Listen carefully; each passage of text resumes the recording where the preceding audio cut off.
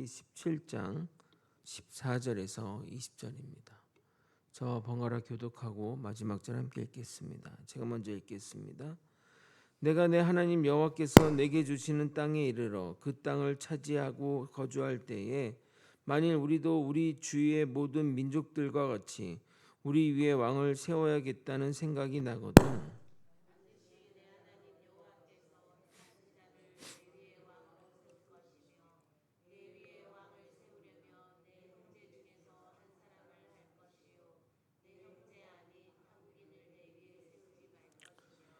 그는 병마를 많이 두지 말 것이요 병마를 많이 얻으려고 그 백성을 애굽으로 돌아가게 하지 말 것이니 이는 여호와께서 너희에게 이르시기를 너희가 이후에는 그 길로 다시 돌아가지 말 것이라 하셨음이며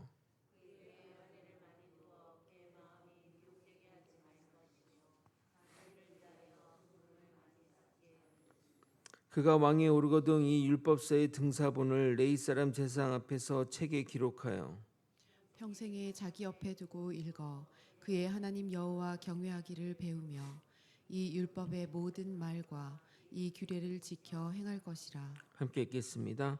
그리하면 그의 마음이 그의 형제 위에 교만하지 아니하고 이 명령에서 떠나 좌로나 우로나 치우치지 아니하리니 이스라엘 중에서 그와 그의 자손이 왕위에 있는 날이 장구하리라. 아멘. 하나님은 이스라엘의 왕이 되는 조건으로 두 가지를 제시했습니다. 하나님이 택하신 자를 세울 것과 하나님을 경외하는 자를 세울 것을 이야기하셨습니다. 그러나 우리는 성경의 역사를 알다시피 하나님이 세우시고 하나님이 경외한 자를 세울지라도 하나님의 뜻대로 행하지 않을 것을 보면서 왕의 자리는 참 주의해야 할 자리라는 것을 깨닫게 합니다. 자신의 하나님을 중심에 두고 살지 않으면 그 자리를 제대로 유지하기란 참 힘들다는 생각이 듭니다. 하나님을 제외하고 누구도 왕에게 바른 조언을 하지 못하기 때문입니다. 왕이 하나님께 초점을 맞춘 사람이 아니라면 바른 말을 할지라도 그 말을 전하는 자의 목숨을 보존할 수 없을 것입니다. 그런 의미에서 다윗은 남들과 참 다르다 하겠습니다. 나단 선지자의 추상 같은 메시지를 하나님의 메시지로 받아들여 회개의 자리로 나섰기 때문입니다. 나단도 위대하지만 그것을 받아들인 다윗도 대단한 것이 누구도 그 자리에 서게 되면 그렇게 쉽게 행동하지 못할 것이기 때문입니다. 열왕기상 강해를 하면서 살펴보겠지만 불법적인 왕들의 행동에 나단과 같이 하나님의 메시지를 선지자들이 선포하지만 목숨을 잃은 선지자들이 얼마나 많은지 모릅니다. 오늘 살펴볼 말씀은 계속되는 신정 왕국의 왕으로서의 책임과 책무에 관한 것입니다. 어제 말씀에서 미진한 부분이 있어 오늘 더 자세히 설명하며 보충한 후에 오늘 읽은 또 새로운 본문을 나가도록 하겠습니다. 오늘도 말씀을 인해 주님을 더욱 깨달아가는 우리가 되길 예수 그리스도 이름으로 소원합니다. 하나님은 신정 왕국의 왕으로서 첫 번째 금기 사항으로 병마를 많이 두지 말라고 하셨습니다.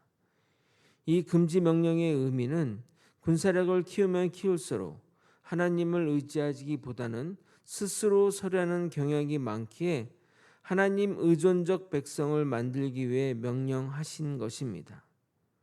우리는 스스로 서는 것 또는 자립을 매우 높은 가치로 두지만 이 세상에서 가장 잘 사는 것은 하나님을 의지하는 삶입니다.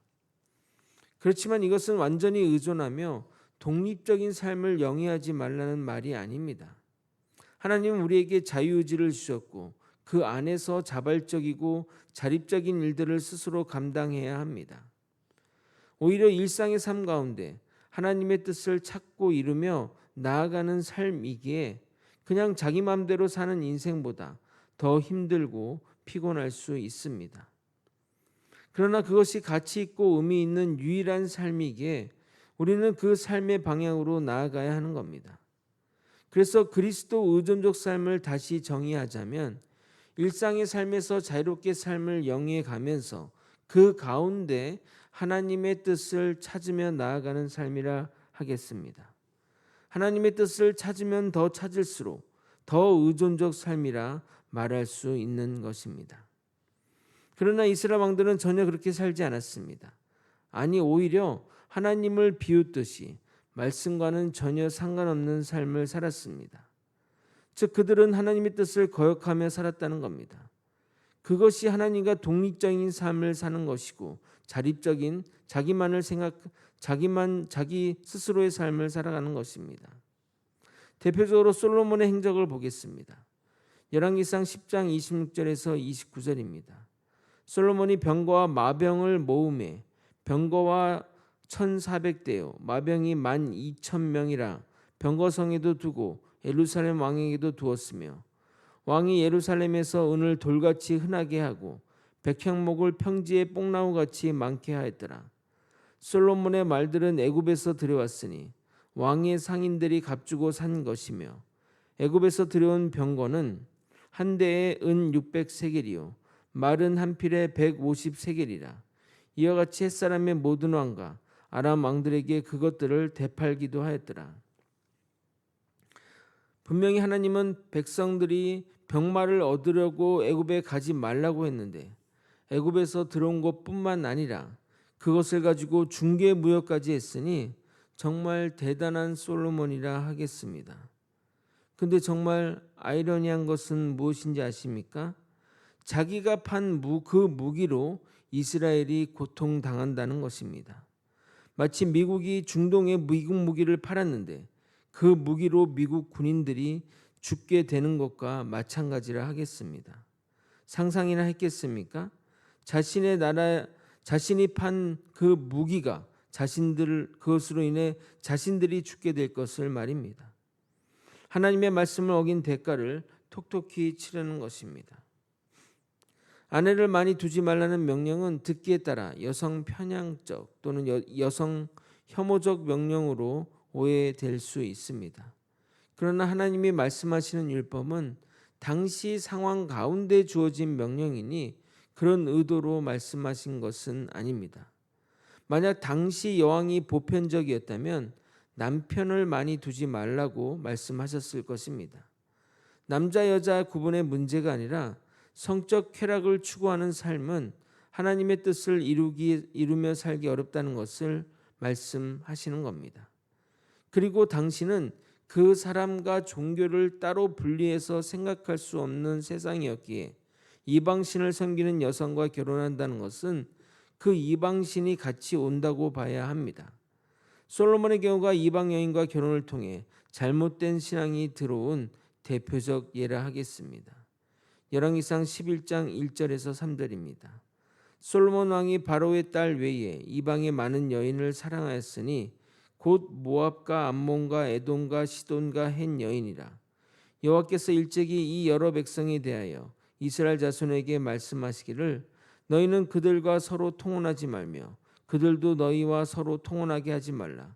그들이 반드시 너희의 마음을 돌려 그들의 신들을 따르게 하리라 하셨으나 솔로몬이 그들을 사랑하였더라.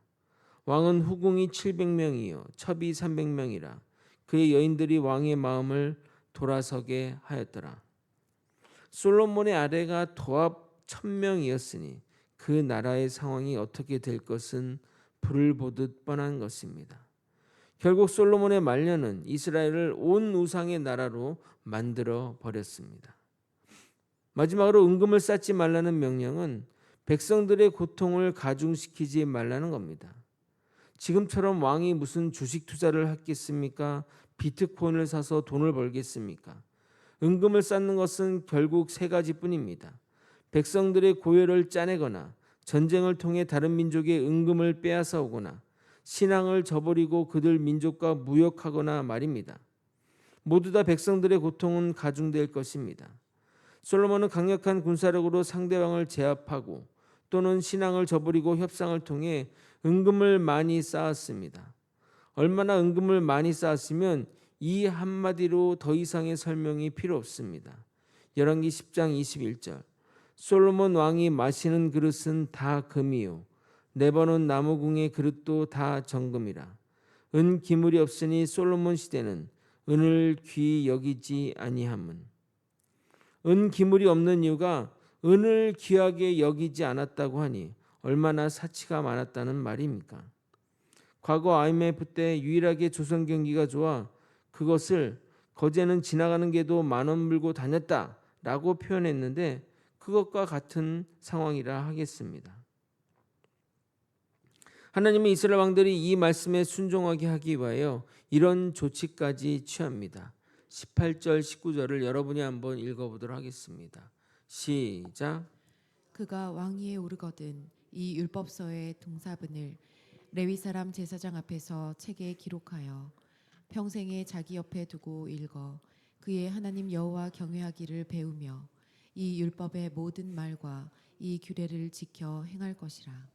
위에 언급했던 왕으로서의 지켜야 할 사항들 3가지를 적어서 평생 자기 곁에 두고 읽으라고 말씀하고 있습니다.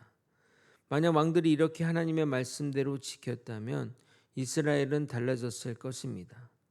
기본을 지키지 못하니 안타까운 일만 늘어나는 것입니다. 사실 이 일이 어렵습니까? 그냥 곁에 두고 읽으면 되는데 말입니다. 그 행위만 한다면 이렇게 될 것을 하나님은 약속하십니다. 20절입니다. 그리하면 그의 마음이 그의 형제 이외에 교만하지 아니하고 이 명령에서 떠나 자로나 우로나 치우치지 아니하리니 이스라엘 중에서 그와 그의 자손이 왕위에 있는 날이 장구하리라. 거제 소망교회 성도 여러분, 여러분이 가장 잘 지켜지지 않는 하나님의 말씀이 있다면 그 말씀을 무조건 쓰시고 잘 보이는 곳에 붙여두고 매일매일 읽으십시오. 만약 여러분의 인생이 변화될 것입니다. 교만이 충만한 자라면 교만에 관련한 말씀을 붙여놓고 매일 읽으십시오. 입술로 자꾸 문제를 일으킨다면 입술에 관한 말씀을 붙여놓고 매일 읽으십시오. 재물에 자꾸 무너지고 재물에 자꾸 종속되면 재물에 관한 말씀을, 성적 타락의 유혹에 빠지면 성적 타락을 경계하는 말씀을 붙이고 매일 읽고 하다 보면 그 죄를 정복하게 될 것이고 여러분의 인생의 날이 장구해질 것입니다. 믿으십니까? 그렇게 될 줄 믿습니다. 말씀을 정리하겠습니다. 하나님은 왕으로서 하지 말아야 할 3가지 규례를 말씀하신 후에 그 말씀을 적어 항시 보이는 곁에 두고 매일 읽으라고 명령하셨습니다. 만약 왕들이 말씀대로 순종하여 읽고 따랐다면 그들의 미래는 정말 밝았을 것입니다. 그러나 그 쉬운 것도 순종하지 못했고 결국 패망의 길로 갔던 것입니다. 믿음의 길이 어렵습니까? 아니요. 어렵지 않지만 인간 본성인 죄성이 그 말씀에 순종하기 싫은 겁니다.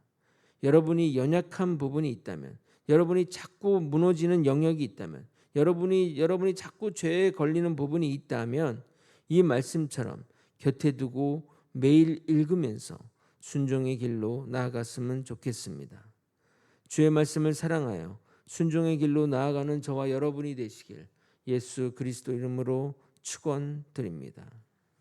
기도하시겠습니다. 하나님의 말씀을 곁에 두고 매일 읽고 묵상하고 상고하면서 우리가 자꾸 무너지는 영역에서 이겨내는 믿음의 사람이 될 수 있도록 역사하여 주시옵소서. 하나님의 말씀이 얼마나 소중한지를 깨닫고 말씀을 읽고 따름으로써 그 모든 것들이 해결될 수 있다는 하나님의 말씀을 믿고 따르는 우리 모두가 될 수 있도록 인도하여 주시옵소서. 사랑이 많으신 예수 그리스도 이름으로 기도드리옵나이다. 아멘.